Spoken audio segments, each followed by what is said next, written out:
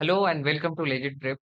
तो आज हमारे साथ आयुषी वर्मा, इनका 2025 में मेन कैंपस मिला था इनको एमयू बीएलएलबी। तो इस ब्रीफ इंटरव्यू में हम इनसे जानेंगे कि इनका प्रिपरेशन कैसे हुआ था, then what played a major role during her preparation, जिससे इनका सिलेक्शन हो पाया।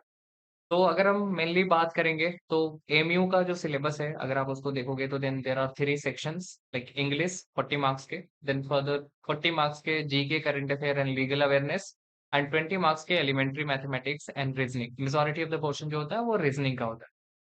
तो let's start this interview but with the introduction of Ayushi Verma. तो Ayushi, introduce yourself. Hi everyone, my name is Ayushi Verma.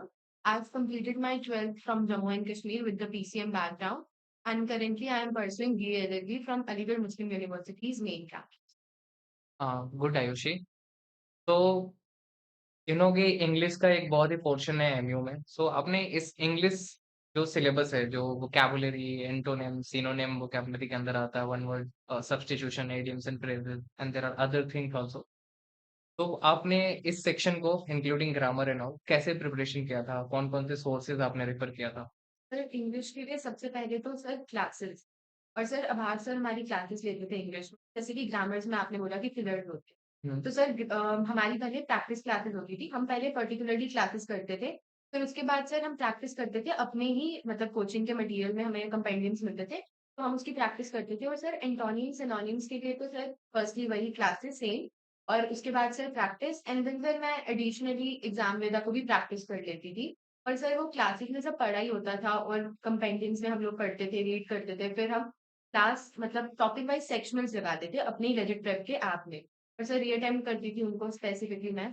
पर सर जब मेरा ये सब कुछ हो जाता था, कोचिंग का सब कुछ, फिर मैं एग्जाम वेदा को एडिशनली प्रैक्टिस करती। ओके, सो काफ़ी लाइक कि डाइवर्जन है। अ, बहुत ही डिफरेंट डिफरेंट सोर्सेज रेफर करते हैं लोग और डिफरेंट डिफरेंट बुक्स। तो आपको क्या लगता है कि स्टिक होना चाहिए किसी एक पर्टिकुलर सोर्स यस पे और उसको रिवीजन सर, करना हर एक चाहिए? सब्जेक्ट में sir revision is the main. Sir आप अगर इंग्लिश में भी बहुत बहुत ज्यादा, ऐसा नहीं है कि स्पेसिफाइड है कि आपको इतना ही पढ़ना है। आप कितने सारे एंटोनिम्स पढ़ सकते हो, कितने सिनोनिम्स पढ़, बट आप पर्टिकुलरली अगर एक ही क्वेश्चन को अटेम्प्ट करो तो उसके 4 ऑप्शंस हैं, आप उन सारे ऑप्शंस में सबके एंटोनिम्स सिनोनिम्स देखिए।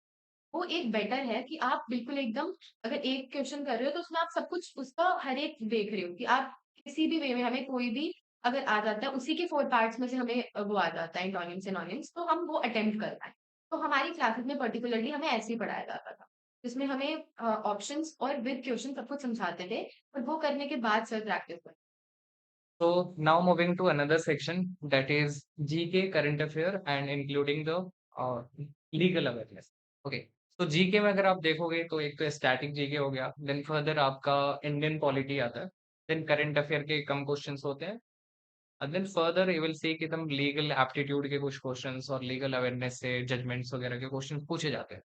तो आपने इस सेक्शन का प्रिपरेशन कैसे किया? फिर सबसे पहले तो जीएस, तो बहुत ज़्यादा मेजर रोल प्ले करता है। पर जीएस में क्वालिटी आती है।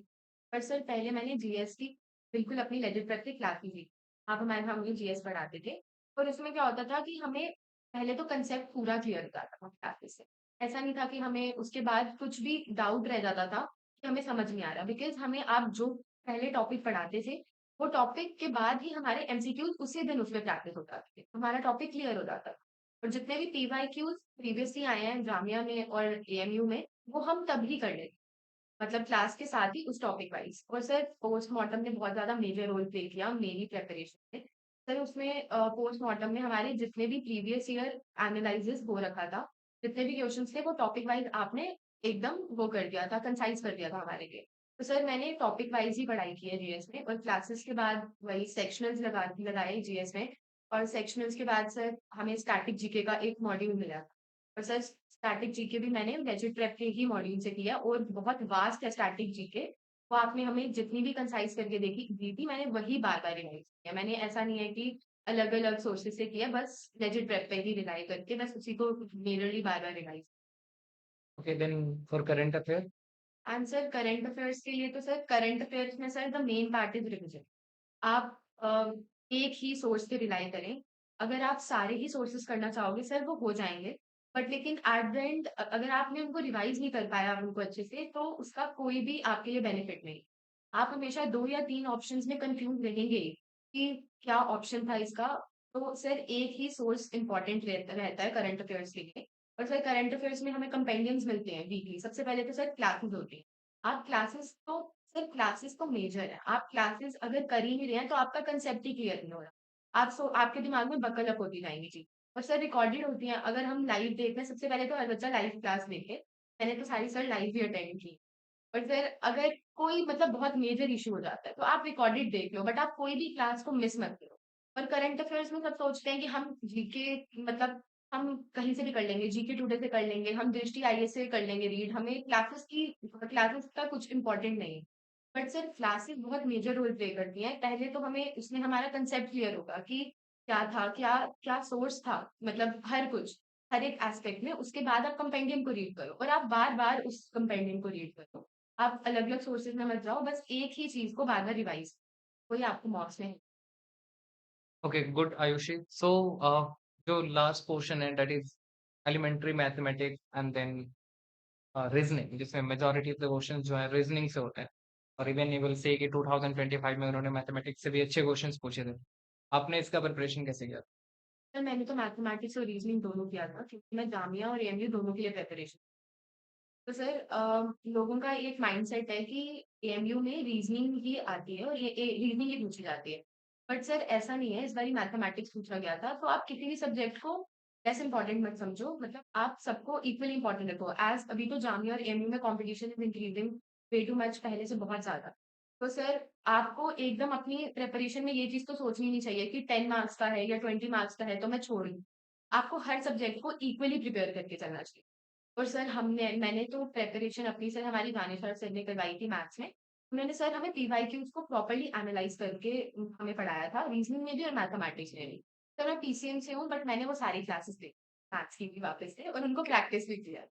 तो सर वो बहुत इम्पोर्टेंट रोल है कि आप क्लासेस करें, फिर उसके बाद आप प्रैक्टिस करें। और फिर मैथ्स में भी हमारे टॉपिक वाइज़ सेक्शनल्स हैं, उनको रीअटेम्प्ट करो। अगर कोई वीक है, तो उसको बार-बार रीअटेम्प्ट करें। और मॉक्स में स्पेसिफिकली रीज़निंग और मैथ्स के पार्ट को रीअटेम्प्ट करता जाए। मतलब वही सर रिवीजन की हो। ओके, सो आपने कितने मॉक्स दिए थे एमयू के लिए पर्टिकुलरली? सर 10 दिए थे एएमयू 10। के लिए, और सर वो बार-बार उनको दिया था। ओके, कितने क्वेश्चंस आए थे आउट ऑफ 10 मॉक? ऑनेस्टली बताना। 55 टू 58 तो डायरेक्टली आपको लगता है कि आपने प्रैक्टिस करे हैं और आप बस कर लें। मॉक से ही थे। सर मैथमेटिक्स और रीज़निंग को मैं इंक्लूड नहीं करी। Then excluding mathematics and reasoning 55 questions जो है वो मॉक थे। So Ayushi, what do you think? What played in your preparation journey a major role? Sir specifically classes, sir the most important part was classes. मैंने एक भी class ऐसा नहीं है कि मिस की है। अगर मैंने मिस करी भी है, एक क्लास होगी या दो होगी, वो मैंने रिकॉर्डेड देखी है। सर क्लासेस में ही मेरे को मतलब क्लासेस से ही हुआ सर जो भी।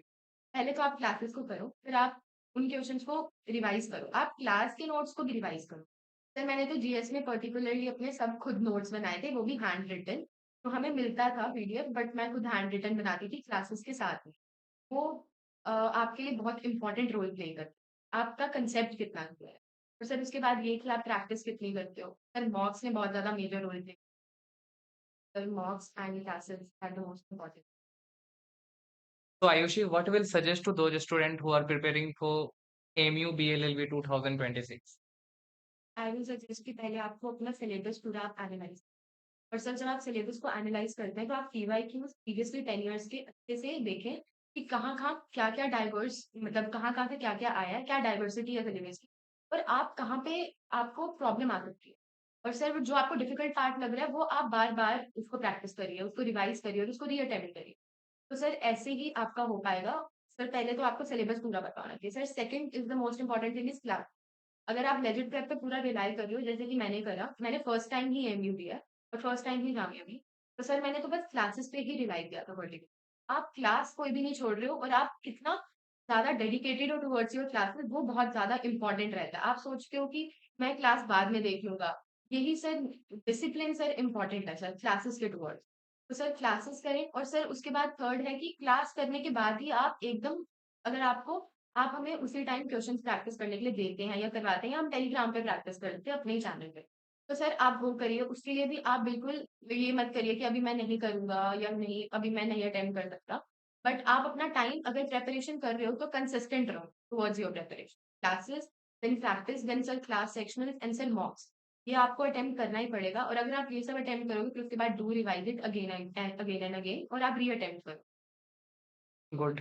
So follow this like advice, ये आपके प्रिपरेशन में काफ़ी हेल्प करेगा।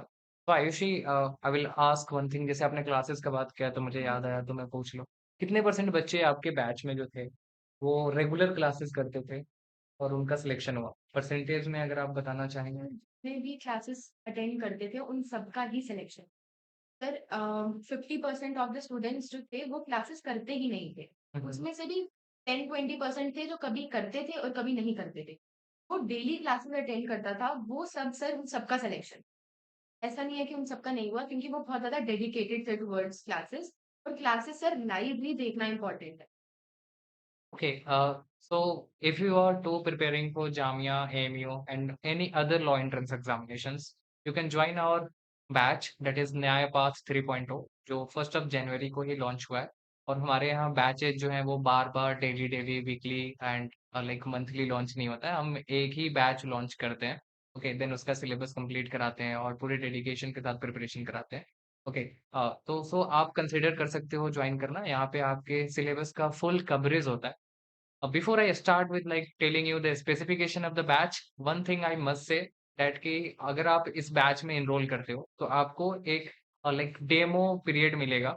आप एनरोल कर लो, टेक 1 वीक और इवन 2 वीक्स। अगर आपको सेटिस्फेक्शन नहीं मिलता, इफ यू फील दैट कि you are not at a good place, तो आप अपने 100% रिफंड ले सकते हो। ओके, तो apart from that, now coming to the specification of the classes, कि आपके जो भी सिलेबस हैं उनको कॉन्सेप्चुअली लाइक साउंड बनाया जाता है, उस पे अच्छे से आपको समझाया जाता है, उन कॉन्सेप्ट्स को, टॉपिक को पढ़ाए जाते हैं। देन एमसीक्यू प्रैक्टिस और क्वेश्चन प्रैक्टिस कराया जाता है, सो दैट कि आपको एक प्रॉपर अंडरस्टैंडिंग हो वो सब्जेक्ट का और आप दिन प्रैक्टिस करो। ऐसा नहीं है कि सिलेबस के नाम पे बस आपको एमसीक्यू प्रैक्टिस करा करके दे दिया गया, ऐसा नहीं होता है। Okay, then there are other, if you are looking for the like कि आप बिना कोर्स ज्वाइन करे ही आप जो है चाहते हो कि कुछ देखें लेक्चर्स वगैरह, तो इसी चैनल पे हमारे हमने काफ़ी वीडियोस अपलोड कर रखे हैं। स्टैटिक जीके का, देन इंडियन पॉलिटी का, एंड देन लीगल। जीके से भी हमारा स्टार्ट हुआ है, एमसीक्यू प्रैक्टिस वहाँ पे हम प्रैक्टिस करा रहे हैं। तो आप उसको देख सकते हो। अगर आप सीरियस एस्पिरेंट हो और ज्वाइन करना चाहते हो, तो आप कॉल कर सकते हो ऑन द गिवन नंबर जो स्क्रीन पे आपको दिख जाएगा। Okay, and apart from that one more thing I will say कि हमारे यहाँ क्लासेस जो है वो मैंडेटरीली है। ओके, आप you can not skip the classes, otherwise there are strict rules and procedure regarding that. Thank you so much for watching this video. And moreover, uh, Ayushi, thank you so much for coming and accepting the invitation. आपने बहुत दूर से आया है MU से interview देने sir के लिए। It's my pleasure, thank you for this opportunity. Okay,